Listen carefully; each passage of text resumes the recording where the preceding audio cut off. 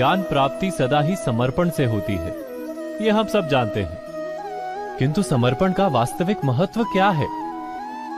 क्या हमने कभी विचार किया? मनुष्य का मन सदा ही ज्ञान प्राप्ति में विभिन्न बाधाओं को उत्पन्न करता है। कभी किसी अन्य विद्यार्थी से ईर्ष्या हो जाती है, कभी पढ़ाए हुए पाठों पर संदेह जन्मता है और कभी गुरु द्वारा दिया गया दंड मन को अहंकार से भर देता है। नहीं, क्या ऐसा नहीं होता? न जाने कैसे कैसे विचार मन को भटकाते हैं और मन की इसी अयोग्य स्थिति के कारण हम ज्ञान प्राप्त नहीं कर पाते। मन की योग्य स्थिति केवल समर्पण से निर्मित होती है। समर्पण मनुष्य के अहंकार का नाश करता है, ईर्ष्या, महत्वाकांक्षा आदि भावनाओं को दूर कर हृदय को शांत करता है और मन को एकाग्र करता है। वास्तव में ईश्वर की सृष्टि में ना ज्ञान की मर्यादा है, ना ज्ञानियों की। गुरु दत्तात्रेय ने तो गाय और श्वान से भी ज्ञान प्राप्त कर लिया था। अर्थात विषय ब्रह्म ज्ञान का हो या जीवन के ज्ञान का या गुरुकुल में प्राप्त होने वाले ज्ञान का, उसकी प्राप्ति के लिए गुरु से अधिक महत्व है उस गुरु के प्रति हमारा समर्पण। क्या ये सत्य नहीं?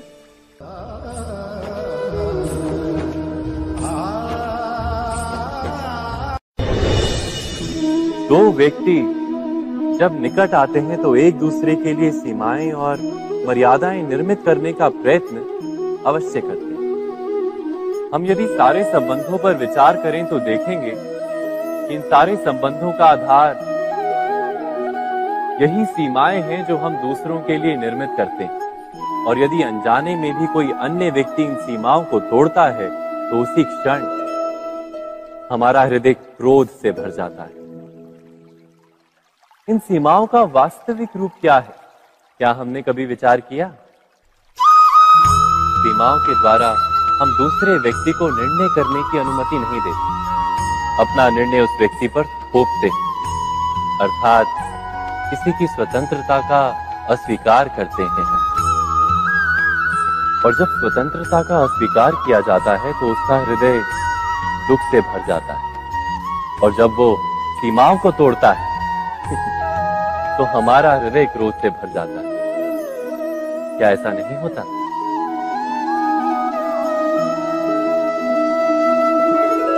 पर यदि एक दूसरे की स्वतंत्रता का सम्मान किया जाए तो किसी मर्यादाओं या सीमाओं की आवश्यकता ही नहीं होती।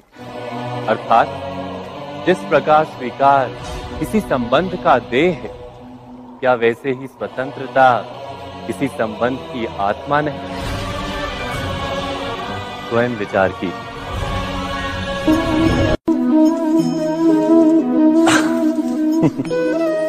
मनुष्य के सारे संबंधों का आधार है अपेक्षा।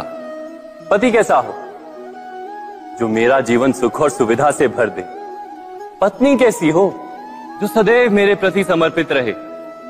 संतान कैसी हो जो मेरी सेवा करे, मेरा आदेश माने?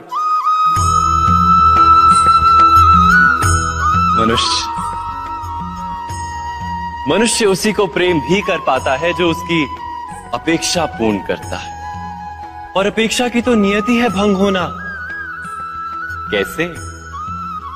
क्योंकि अपेक्षा मनुष्य के मस्तिष्क में जन्म लेती है। कोई अन्य व्यक्ति उसकी अपेक्षाओं के बारे में जान ही नहीं पाता।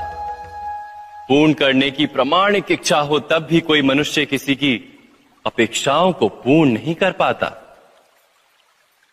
और वहां से जन्म लेता है संघर्ष। सारे संबंध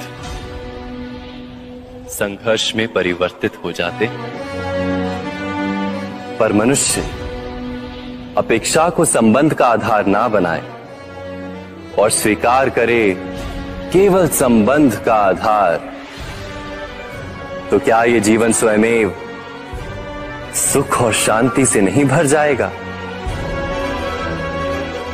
स्वयं विचार कीजिएगा।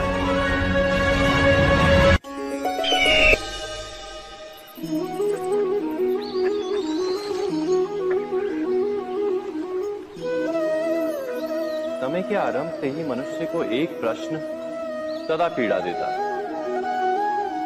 कि वो अपने संबंधों में अधिकतम सुख और कम से कम दुख किस प्रकार प्राप्त कर सकता है। क्या आपके सारे संबंधों ने आपको संपूर्ण संतोष दिया है?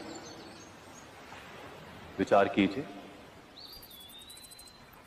हमारा जीवन संबंधों पर आधारित है, हमारी सुरक्षा संबंधों पर आधारित है। इसी कारण हमारे जीवन के सारे सुखों का आधार भी संबंध है। किंतु फिर भी हमें संबंधों में ही अधिकतर दुख क्यों प्राप्त होते हैं? सदा ही संघर्ष भी संबंधों से ही उत्पन्न क्यों हो जाते हैं?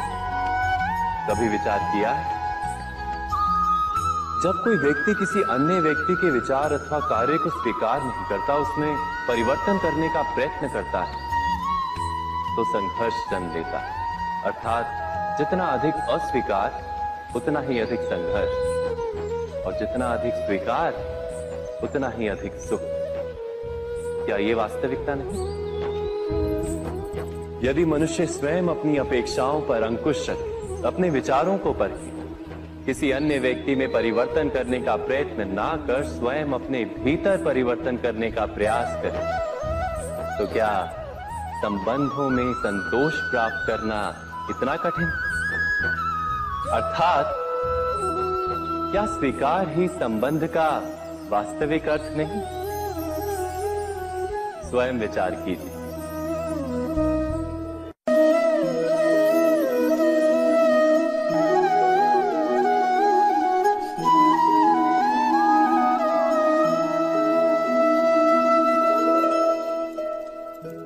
जब किसी व्यक्ति को किसी घटना में अन्याय का अनुभव होता है, तो वो घटना उसके अंतर को झकझोर देती है। समस्त जगत उसे अपना शत्रु प्रतीत होता है। अन्याय लगने वाली घटना जितनी बड़ी होती है, मनुष्य का हृदय भी उतना ही अधिक विरोध करता है। उस घटना के उत्तर में वो न्याय मांगता है, और ये योग्य भी है।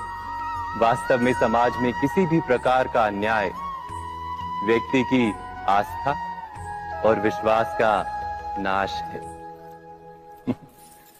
किंतु ये न्याय क्या है? न्याय का अर्थ क्या है? अन्याय करने वाले को अपने कार्य पर पश्चाताप हो, और अन्याय भुगतने वाले के मन में फिर से विश्वास जगे समाज के प्रति। इतना ही अर्थ है ना न्याय का। किंतु जिसके हृदय में धर्म नहीं होता, वो न्याय को छोड़कर बैर और प्रतिशोध को अपनाता है।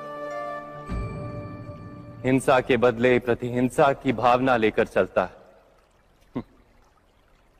स्वयं भोगी हुई पीड़ा से कहीं अधिक पीड़ा देने का प्रयत्न करता है, और इस मार्ग पर चलते अन्याय को भुगतने वाला स्वयं अन्याय करने लगता है। शीघ्र ही वो अपराधी बन जाता है। अर्थात न्याय और प्रतिशोध के बीच बहुत कम अंतर होता है, और इसी अंतर का नाम है धर्म। क्या ये सत्य नहीं? स्वयं विचार कीजिए।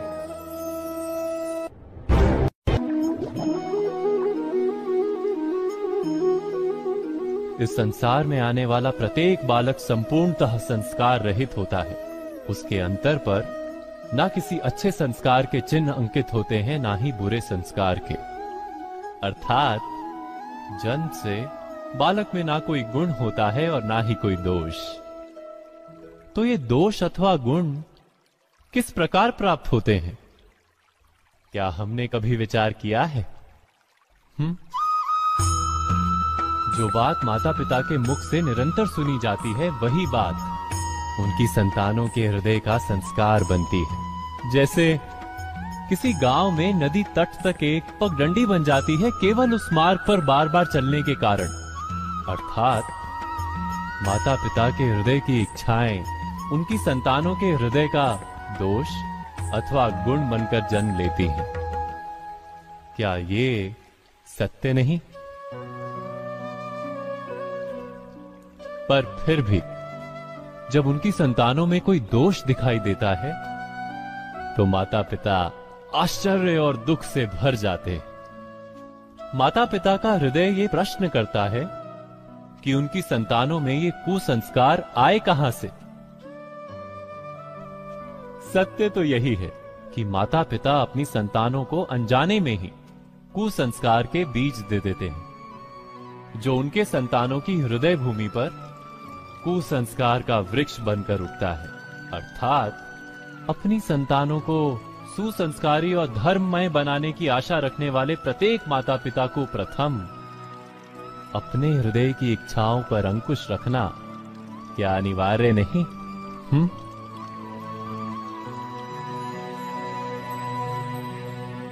प्रत्येक माता पिता इस पर विचार अवश्य कीजिएगा। जब भी किसी की आशा और इच्छा भंग होती है तो उसका हृदय क्रोध से भर जाता है। जिस व्यक्ति को वो अपना अपराधी समझता है उसे दंड देने का प्रयत्न करता है। पर क्या हमारी इच्छा या आशा का भंग होना क्या सदा ही किसी का अपराध होता है? इच्छाओं के अपूर्ण रहने के तो कई कारण हो सकते हैं। कुछ तो संजोग के कारण अधूरी रह जाती हैं और कुछ नियति के कारण। और कभी कभी इच्छाओं का स्वरूप ही ऐसा होता है कि वो पूर्ण नहीं हो पाती। बिना परिस्थिति पर विचार किए किसी को अपराधी मान लेना न्याय नहीं, प्रतिशोध है। न्याय का आधार तो दया है, करुणा है, और प्रतिशोध का आधार क्रोध, अहंकार। अर्थात हृदय में करुणा धारण किए बिना किसी के अपराध के विषय में विचार करना, किसी को दंड देना क्या अपने आप में ही अन्याय नहीं? स्वयं विचार कीजिए।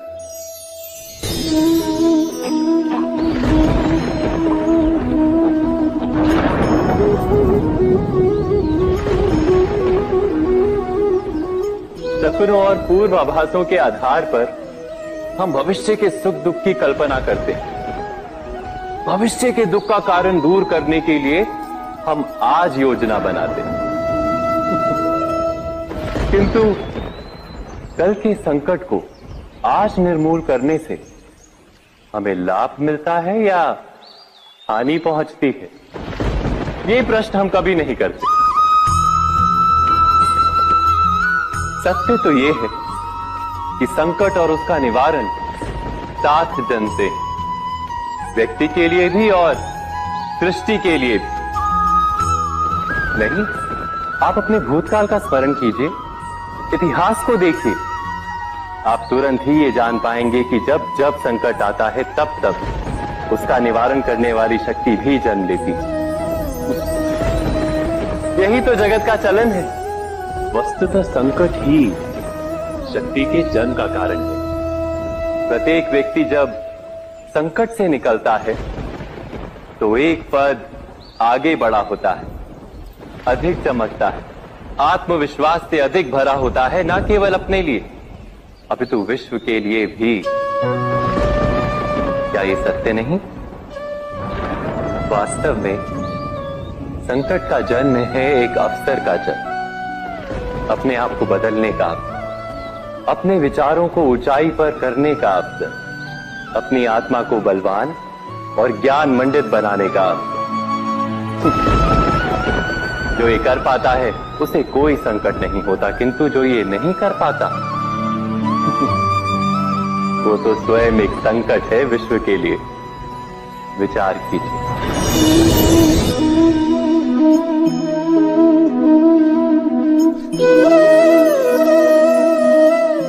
परंपरा में धर्म बसता है और परंपराएं ही धर्म को संभालने का कार्य करती हैं, ये सत्य है।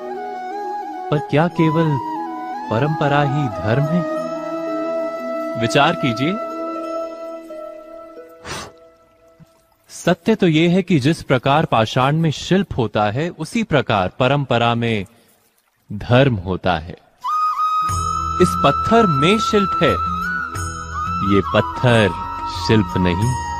शिल्प को उजागर करने के लिए उसे तोड़ना पड़ता है, अनावश्यक भागों को दूर करना पड़ता है।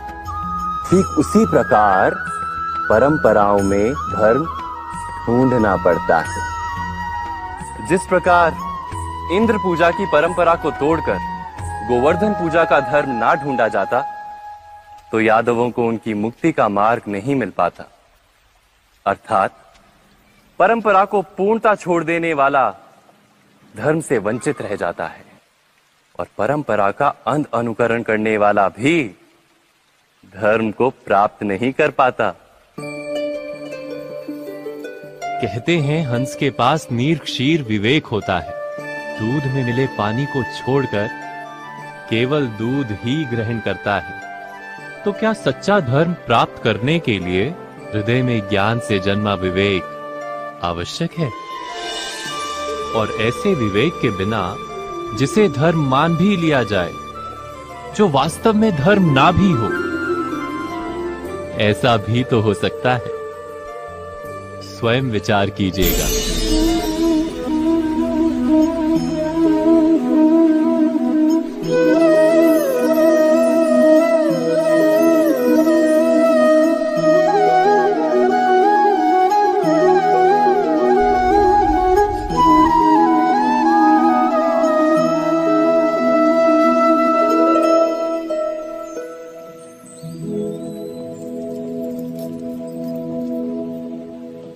भविष्य के आधार पर सब आज का निर्णय लेना चाहते हैं।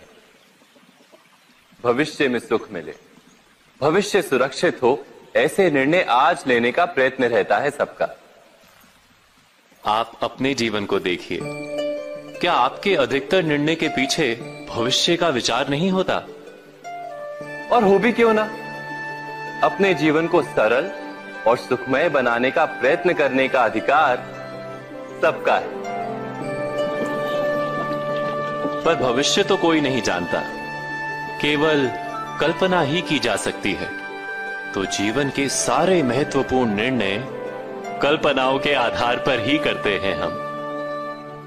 क्या निर्णय करने का कोई तीसरा मार्ग हो सकता है?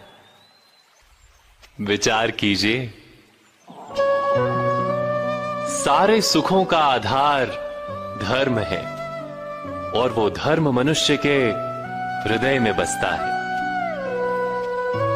तो प्रत्येक निर्णय से पूर्व स्वयं अपने हृदय से ये प्रश्न अवश्य पूछ लेना कि ये निर्णय स्वार्थ से जन्मा है या धर्म से। क्या इतना पर्याप्त नहीं? भविष्य के बदले धर्म का विचार करने से क्या भविष्य अधिक सुखपूर्ण नहीं होगा? स्वयं विचार कीजिए। व्यक्ति को जब उसके अपराध का दंड मिलता है, तब कभी कभी उस न्याय को देखकर मन कचोटता है। प्रश्न उठता है हृदय में कि जब वो अपराध हुआ था, तब व्यक्ति भिन्न था।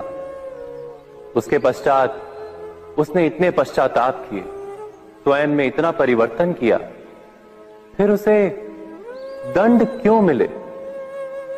पर जहां आघात होता है वहां प्रत्याघात भी होता है। जैसा कर्म वैसा फल। यदि किसी को प्रेम दोगे तो सुख प्राप्त होगा, यदि किसी की हत्या करोगे तो मृत्यु दंड मिलेगा। जैसा कार्य वैसा ही न्याय। तो फिर प्रायश्चित और पश्चाताप का कोई मूल्य नहीं है? अवश्य है मूल्य। प्रायश्चित और पश्चाताप मनुष्य की आत्मा को बलवान करता है। आने वाले दंड को स्वीकार करने के लिए मनुष्य को तैयार करता है। अर्थात बिना प्रायश्चित के दंड स्वीकार करने का कोई मूल्य है? स्वयं विचार कीजिए।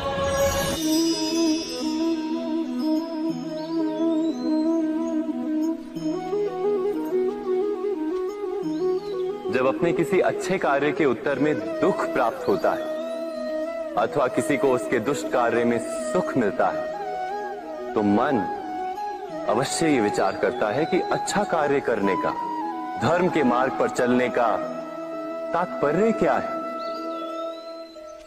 पर दुष्ट आत्मा को क्या प्राप्त होता है ये भी देखिए। दुष्टता करने वाला हृदय सदा चंचल रहता है, अकुलाता रहता है। मन में सदा नए नए संघर्ष उत्पन्न होते हैं। अविश्वास उसे जीवन भर दौड़ाता है। क्या ये सुख है? जबकि धर्म पे चलने वाले, अच्छा कार्य करने वाले, सच्चरित्र व्यक्ति का हृदय शांत रहता है। परिस्थितियां उसके जीवन के सुख में बाधा नहीं बनती। समाज में सम्मान और मन में संतोष रहता है सदा।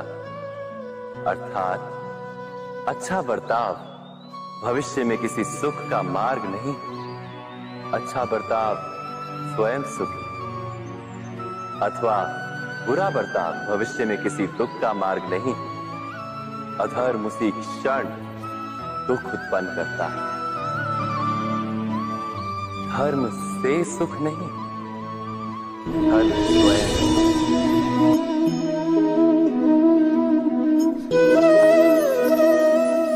सत्ता की लालसा सबके हृदय को घेरे रहती है। प्रत्येक व्यक्ति अपना एक राष्ट्र निर्मित करने का प्रयत्न अवश्य करता है।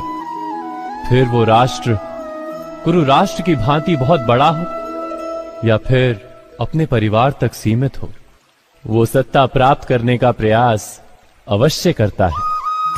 किंतु सत्ता का वास्तविक रूप क्या है? क्या हमने कभी विचार किया है? एक मनुष्य जितने अधिक लोगों के जीवन को प्रभावित कर सके, जितने अधिक लोगों के जीवन की स्वतंत्रता पर अंकुश रख सके, उतनी ही अधिक सत्ता का अनुभव करता है वो। सत्ता का वास्तविक रूप ही है अन्य के जीवन पर स्वयं का प्रभाव। किंतु क्या वास्तविक प्रभाव प्रेम, दया, करुणा और धर्म से निर्मित नहीं होता? जब भी मनुष्य कठोरता और अधर्म से सत्ता प्राप्त करने का प्रयत्न करता है, तब वो दूसरों के हृदय में विरोध अथवा विद्रोह को जन्म देता है। और परिणाम कुछ इस प्रकार। हाँ, कुछ समय के लिए वो स्वयं को प्रभावी और शक्तिशाली अवश्य पाता है, किंतु वो वास्तविक सत्ता नहीं। यही कारण है कि भृगु और वशिष्ठ भविष्य का दूसरा नाम है संघर्ष। हृदय में आज इच्छा होती है और यदि पूर्ण नहीं हो पाती तो हृदय भविष्य की योजना बनाता है। भविष्य में इच्छा पूर्ण होगी ऐसी कल्पना करता रहता है, किंतु जीवन ना तो भविष्य में है ना अतीत में। जीवन तो इस क्षण का नाम, अर्थात इस क्षण का अनुभव ही जीवन का अनुभव। पर हम ये जानते हुए भी इतना सा सत्य समझ नहीं पाते। या तो हम बीते हुए समय के स्मरणों को घेर कर बैठे रहते हैं, या फिर आने वाले समय के लिए हम योजनाएं बनाते रहते हैं। और जीवन जीवन बीत जाता है। एक सत्य यदि हम हृदय में उतार लें कि ना हम भविष्य देख सकते हैं, ना ही भविष्य निर्मित कर सकते हैं, हम तो केवल धैर्य और साहस के साथ भविष्य को आलिंगन दे सकते हैं, स्वागत कर सकते हैं भविष्य का। तो क्या जीवन का हर पल जीवन से नहीं भर जाएगा? स्वयं विचार कीजिए।